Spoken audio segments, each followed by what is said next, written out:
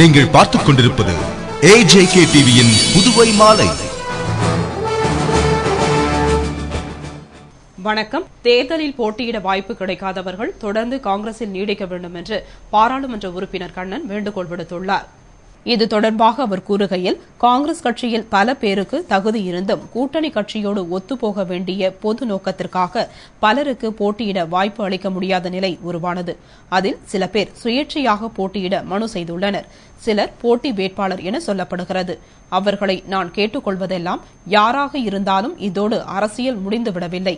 தேர்தலுக்கு பிறகும் நிறைய புதிய வாய்ப்புகளை காங்கிரஸ் கட்சியால் ஏற்படுத்தி தர முடியும்.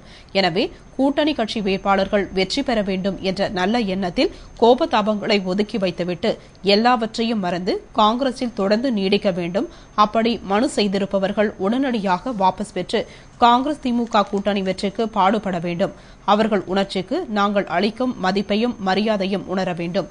எனவே அவசரப்பட்டு வேகமான முடிவு எடுத்துவிடக்கூடாது.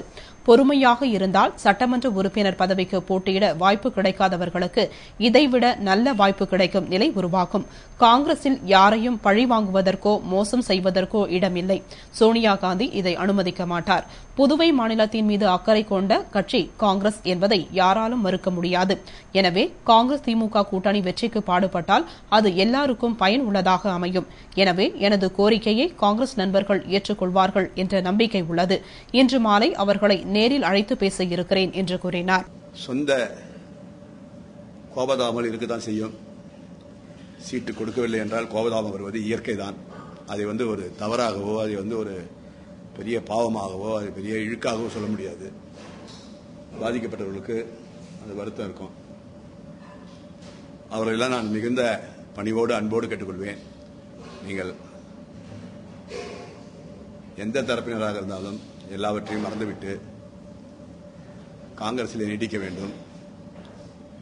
உங்கள் மனு செய்திருந்தால் அதை வாபஸ் பெற்றுக்கொள்ள வேண்டும். காங்கிரஸ் கூட்டணி, திராவிட முன்னேற்ற கூட்டணி வேட்பாளர்களை இன்னும் பல கட்சிகள் இருக்கின்றன. அது அதிகாரப்பூர்வமான அறிவிப்பு காங்கிரஸ் கட்சி தலைவர் வெளியிட வேண்டும். அதற்காகத்தான் நான் யோசிக்கிறேன். எல்லாரும் ஒன்றாக இருந்து இந்த மாநில மக்களுடைய முன்னேற்றத்திற்காக, எல்லா தரப்பினருடைய முன்னேற்றத்திற்காகவும் பாடுபட வேண்டும் என்று நான் இதன் மூலமாக, உங்கள் மூலமாக கேட்டுக்கொள்வதில். புதுவை உழவர்கரை தொகுதி திமுக வேட்பாளர் ஜான்குமார் கடலூர் புதுவை மறைமாவட்ட பேராயர் அந்தோணி ஆனந்தராயரை சந்தித்து ஆசி பெற்றார் மற்றும் கிறிஸ்துவ மக்களின் ஆதரவை திரட்டினார். புதுவை உழவர்கரை தொகுதி திமுக வேட்பாளர் ஜான்குமார் கடலூர் புதுவை மறைமாவட்ட பேராயர் அந்தோணி ஆனந்தராயரை இன்று நேரில் சந்தித்து அவருக்கு பொன்னாடை போர்த்தி கௌரவப்படுத்தினார். பின்னர் வரும் சட்டமன்ற தேர்தலில் வெற்றி பெற வேண்டும் என்று அவரிடம் ஆசை பெற்றார். அவருக்கு ஆசையினை வழங்கிய பேராயர் அவர் தேர்தலில் வெற்றி பெற வாழ்த்துக்களை கூறினார். பின்னர் பேராயரிடம் திமுக வேட்பாளர் ஜான்குமார் தேர்தலில் தமக்கு கிறிஸ்துவ மக்களின் ஆதரவை அளிக்க வேண்டும் என்று வலியுறுத்தி கேட்டுக் கொண்டார். அப்பொழுது திமுகவின் நிர்வாகிகள் பலர் உடனிருந்தனர். புதுவை உழவர்கரை தொகுதி திமுக வேட்பாளர் ஜான்குமார் பிச்சவீரன்பேட் பகுதியில் வீடு வீடாக சென்று வாக்கு சேகரித்தார். அவருக்கு மக்கள் உற்சாக வரவேற்பு அளித்தனர். புதுவை உழவர்கரை தொகுதியில் திமுக வேட்பாளர் ஜான்குமார் தீவிர வாக்கு சேகரிப்பு பணியில் ஈடுபட்டுள்ளார். அதன்படி பிச்சவீரன்பேட் பகுதியில் வீடு வீடாக சென்று வாக்கு சேகரித்தார். அப்பொழுது மக்கள் அவருக்கு ஆரத்தி எடுத்து, திருஷ்டி சுற்றி, சால்வை மற்றும் மாலை அணிவித்து உற்சாகமாக வரவேற்றனர். அவர்களிடம் வேட்பாளர் ஜான்குமார் திமுக சார்பில் போட்டியிடும் தம்மை ஆதரித்து உதயசூரியன் சின்னத்தில் வாக்களித்து வெற்றி பெற செய்ய வேண்டும் என்றும், தொகுதியின் மேம்பாட்டிற்காக நான் சிரத்தை எடுத்து பாடுபடுவேன் என்றும் கூறினார். மக்கள் அவருக்கு அமோக ஆதரவு அளித்தனர். அப்பொழுது திமுக நிர்வாகிகள், கூட்டணி கட்சி நிர்வாகிகள் மற்றும் ஊர் முக்கிய பிரமுகர்கள் பலர் உடனிருந்தனர். உருளையன்பேட்டை தொகுதி திமுக வேட்பாளர் சிவா சங்கோதியம்மன் கோவில் வீதியில் பொதுமக்களிடம் வாக்கு சேகரித்தார். புதுவை உருளையன்பேட்டை தொகுதி திமுக வேட்பாளர் சிவா தீவிர வாக்கு சேகரிப்பு பணியில் ஈடுபட்டுள்ளார். அதன்படி தொகுதிக்கு உட்பட்ட சங்கோதியம்மன் கோவில் தெருவில் பொதுமக்களிடம் வீடு வீடாக சென்று வாக்கு சேகரித்தார். அப்பொழுது மக்கள் அவருக்கு ஆரத்தி எடுத்து பூசணிக்காய் திருஷ்டி சுற்றி உற்சாகமாக வரவேற்றனர்.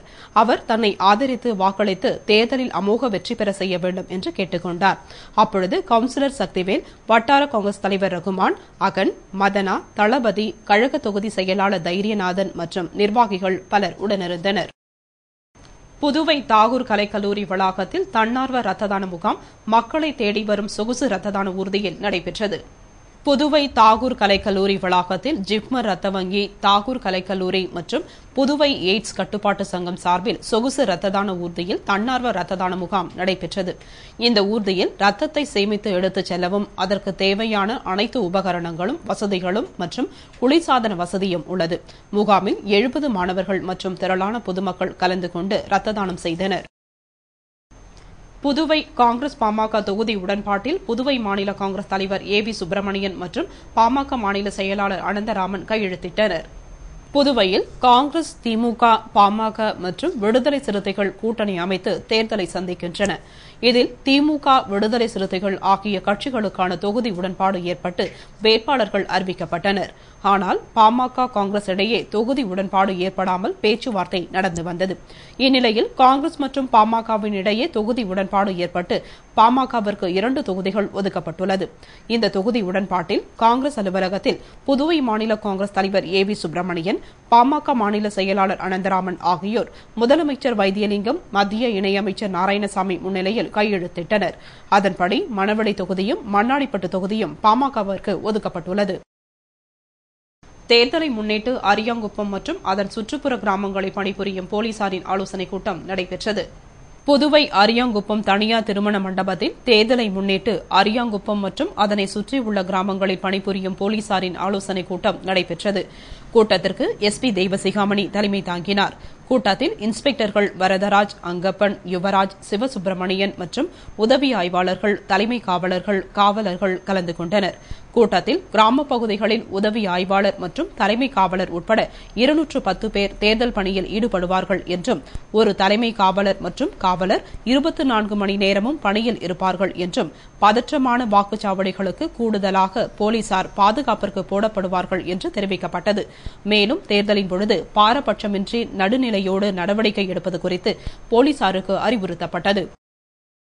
புதுவையில் இருந்து மது பாட்டில்களை கடத்த முயன்ற வந்தவாசியைச் சேர்ந்த பெண்ணை போலீசார் கைது செய்து மது பாட்டில்களை பறிமுதல் செய்தனர். தேர்தலை முன்னிட்டு Puduvai Gorimedu police sub inspector Iniyan, ஏட்டு நடராஜன் மற்றும் போலீசார் எல்லைப் பகுதியான கோரிமேட்டில் தீவிர வாகன சோதனையில் ஈடுபட்டிருந்தனர். அப்பொழுது புதுவையில் இருந்து சென்னைக்கு சென்ற தமிழக பேருந்தில் சோதனை நடத்தினர். சோதனையில் வந்தவாசியைச் சேர்ந்த ஜெயா என்ற பெண் பையில் 105 மது பாட்டில்களை கடத்தி செல்வது தெரியவந்தது. உடனடியாக போலீசார் அந்த பெண்ணை கைது செய்து அவரிடமிருந்த மது பாட்டில்களை பறிமுதல் செய்து கலால் துறையினரிடம் ஒப்படைத்தனர். இத்துடன் செய்திகள் நிறைவடைந்தன. வணக்கம்.